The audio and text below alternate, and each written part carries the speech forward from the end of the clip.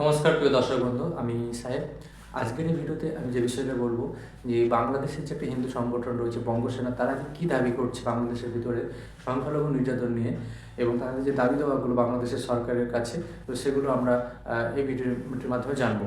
তো প্রথমে বলি, আমার চ্যানেলটি প্রথম হলে এই চ্যানেলটিকে সাবস্ক্রাইব করে রাখুন। এই চ্যানেলের মাধ্যমে আমি আপনাদেরকে বিভিন্ন দেশ বিদেশের বৈদেশিক রাজনৈতিক খবরগুলো তুলে ধরি।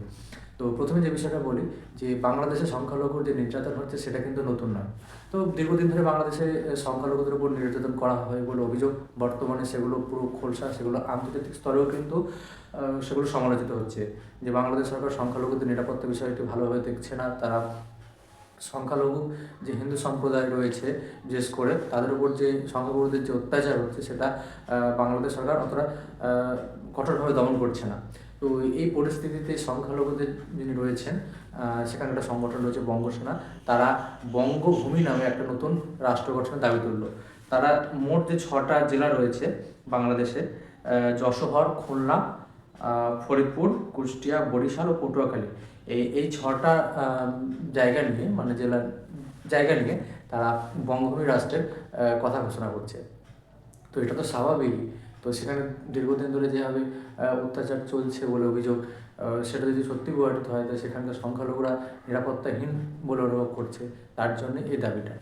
তো বাংলাদেশের সরকারের সেটা দেখা উচিত যে তাদের, যদিও সেটা তাদের অভ্যন্তরীণ বিষয়, কিন্তু তাদেরও দেখা উচিত সেই দেশের যে সংখ্যালঘুরাও কিন্তু সেই দেশের মানুষ। তো তাদের নিরাপত্তা বিষয়টা সেখানকার সরকার দেখবে না? অবশ্যই দেখা উচিত।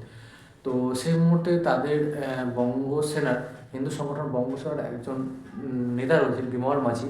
তিনি কি দাবি করেছিল, একটা পরিসংখ্যান তিনি তুলে ধরেন যে 1971 সালে যখন বাংলাদেশ স্বাধীন হয়, সেই সময় বাংলাদেশে যে হিন্দুদের সংখ্যা ছিল প্রায় 28%, তিনি যেটা বলেন, এবং বর্তমানে সেটা কমে গিয়েছে 7%। তো সংখ্যাটা কতটা কমে গেছে এই কয়েক বছরে। তো সেটা অবশ্যই উদ্বেগের বিষয় সেই দেশের সংখ্যালঘু মানুষদের কাছে। তো তারা ভারত সরকারের কাছেও অনুরোধ করছে যে এটা আর বাংলাদেশের অভ্যন্তরীণ বিষয় বলে ধরা ঠিক হবে না। ভারত সরকার যেন এই বিষয়ে নজর দেয়। কেননা কী হবে, সেদেশে যদি সংখ্যালঘু হতে থাকে ক্রমশ, তো সেখানকার মানুষরা কী করবে, নিজের জীবন বাঁচানোর তাগিদে আশপাশ দেশে চলে আসবে। আর সেখানে ভারত এত বড় একটা রাষ্ট্র, ভারতের জনসংখ্যা অনেক বেশি, সেখান থেকে যদি এত হিন্দু শরণার্থী ভারতে চলে আসে, তাহলে ভারতের একটা সমস্যা হবে। তার কারণ ভারতের জনসংখ্যা তো হিউজ। আবার তাদের দাবি প্রায়, যদি এই অত্যাচার নির্যাতন কন্টিনিউ চলতে থাকে, তাহলে প্রায় 5 কোটির ওপর নাকি তারা যে দাবিটা করছে, 5 কোটির ওপর নাকি শরণার্থী চলে আসবে, এবং সেটা দায় কিন্তু ভারতীয় কেন্দ্র সরকারের। মানে ইনডাইরেক্টলি তারা বলছে যে বিষয়টা ভারতীয় কেন্দ্র সরকার যেন বাংলাদেশের এই বিষয়টায় হস্তক্ষেপ করে।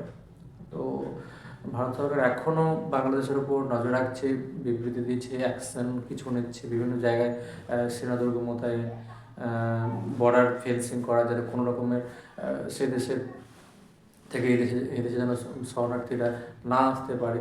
তো সে বিষয়ে ভারত সরকার যথেষ্ট ওয়াকিবহল এবং নজর রাখছে। আরও একটা বিষয়, সে দেশে যেসব নেতারা রয়েছে সংখ্যালঘু, তারা ওই বিষয়টা আন্তর্জাতিক মহলে নিয়ে যাওয়ার চেষ্টা করছে। আন্তর্জাতিক মহলে নিয়ে গেলে দেখানোর চেষ্টা করবে যে কীভাবে তারা অত্যাচারিত হচ্ছে। সে দেশে যেন একটা সংখ্যালঘুদের নিরাপত্তা সুনিশ্চিত হয়, তার জন্য যেন বাংলাদেশ সরকার পদক্ষেপ নেয়, সেটা তারা আন্তর্জাতিক মহলের কাছে আবেদন করবে। তো অবশ্যই বাংলাদেশ সরকারের সেই বিষয়টি দেখা উচিত। আমাদের যেটা মনে হয় যে দেশের সংখ্যালঘুরা মানুষ, শুধু হিন্দু নয়, শিখ, বৌদ্ধ, খ্রিস্টান যারা রয়েছে, তাদের জন্য দেশটা সুনিশ্চিত করতে হবে, তারাও যেন ভালোভাবে এখানে বসবাস করতে পারে, এবং দেশের যে গঠন, যে দেশ গঠনে তারা সাহায্য করতে পারে। তো এই ছিল খবর যে বাংলাদেশের নতুন একটা দাবি নিয়ে আন্দোলন হচ্ছে, আন্দোলন মুখর হচ্ছে, এবং সেটা ভবিষ্যতে কোন পর্যায়ে যায় সেটাই এখন দেখার বিষয়। তো আপাতত এই প্রতিবেদনটিতে আপনাদেরকে এই বিষয়টি জানানো হলো। তো ধন্যবাদ প্রিয় দর্শক বন্ধু।